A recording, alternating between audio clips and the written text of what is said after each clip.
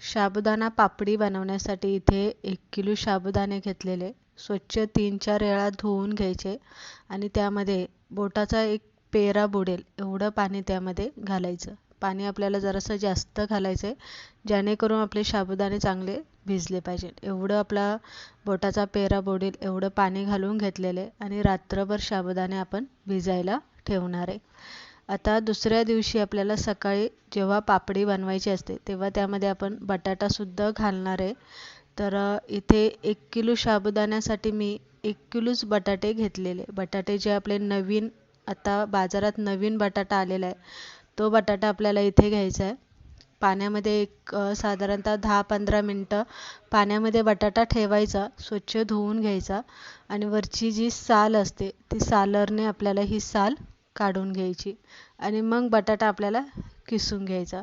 आता इथे बटाटा साल काढून ठेवायचा असं करायचं नाही, तर डायरेक्ट साल काढायची आणि किसायला घ्यायचा, म्हणजे बटाटा लाल पडत नाही, किंवा पाण्यामध्ये साल काढून पाण्यामध्ये ठेवायचा.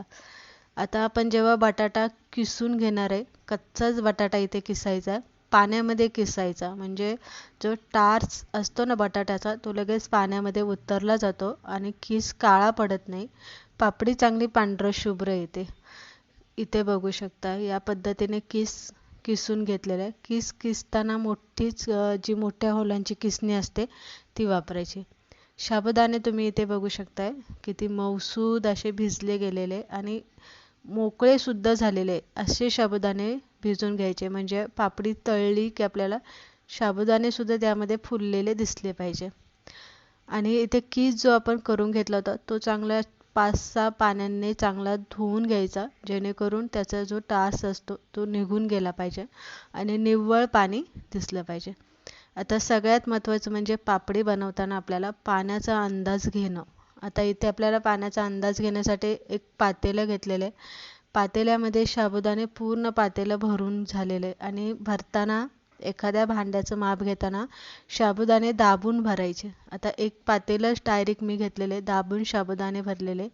एका पातेल्यासाठी 2 पातेली पाणी घालायचं, म्हणजे साबुदाण्याच्या डबल पाणी आपल्याला यामध्ये घालायचं आणि पाण्याला उकळी येण्यासाठी ठेवायचं. पाण्याला उकळी आली की त्यामध्ये आपल्याला 3 चमचे मी मीठ घातलेले, म्हणजे 2 पातेलं पाणी तेव्हा मी इथे 3 चमचे मीठ घातलेले आणि अर्धा चमचा आपल्याला इथे फुलखार घालायचा. जो फुलखार असतो ना तो, किंवा पापडखार, त्याला पापडखार सुद्धा बोलतात, तो अर्धा चमचा घालायचा आणि पाण्याला उकळी आली की साबुदाणे उकळत्या पाण्यामध्ये सोडून द्यायचं. गॅस इथे मोठा ठेवायचा, अधनं-मधनं हलवत राहायचं. आता जरी तुम्हाला इथे असं वाटलं असेल की साबुदाणे कमी वाटतात आहे आणि पाणी जास्त वाटतंय, तर असं नाही आहे.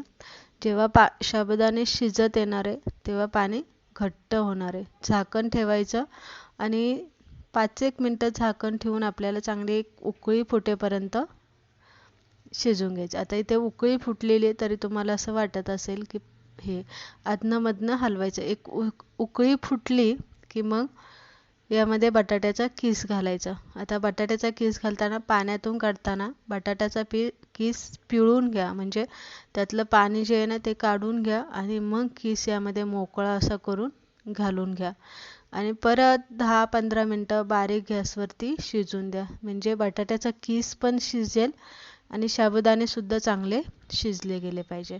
तर इथे तुम्ही बघू शकताय आपला जो बटाट्याचा किस आहे तो शिजला गेलेला आहे. याच्यापेक्षा जास्त असा गाळ होईल असा अजिबात शिजवायचा नाही आहे. तर इथे व्यवस्थित असं आपलं घट्ट झालं पाहिजे. जे मिश्रण आपण पापडाचं बनवलं आहे ना ते घट्ट झालं पाहिजे. आणि सगळ्यात शेवटी जेव्हा आपण पापड्या बनवायला घेणार आहे तेव्हा त्यामध्ये लाल मिरच्या ज्या असतात त्या चुरगळून यामध्ये घालायच्या. अगोदर घालू नका, नाहीतर मिरच्यांचा कलर जो असतो तो उतरेल आणि मग पापड्या सगळ्या तुमच्या लाल लाल दिसतील. सगळं झाले आणि पापड्या आपण करायला घेणार आहे तेव्हा सगळ्यात शेवटी टाकायचं चुरगळून आणि पापड्या करायला घ्यायच्या. आता प्लास्टिकच्या कागदावरती आपण गरमच पापड्या घालतोय, त्या अगोदर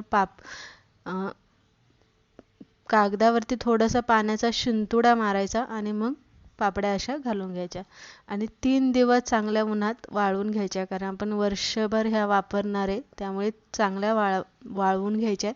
बघू शकता 1 किलो साबुदाण्याच्या ह्या आपल्या पळी पापड्या इथे आपण बनवून घेतलेल्या आहे. आता व्यवस्थित सावलीला बनवलेल्या आहे. सुकल्या की उन्हाला 3 दिवस वाळवून घेतल्या. तर इथे तुम्ही बघू शकता छान अशा काचेसारख्या आलेल्या आहे आपल्या. जरासा अशा लालसर वाटतात कारण आपण यामध्ये लाल मिरचीचा कूट घातलेला आहे त्यामुळे.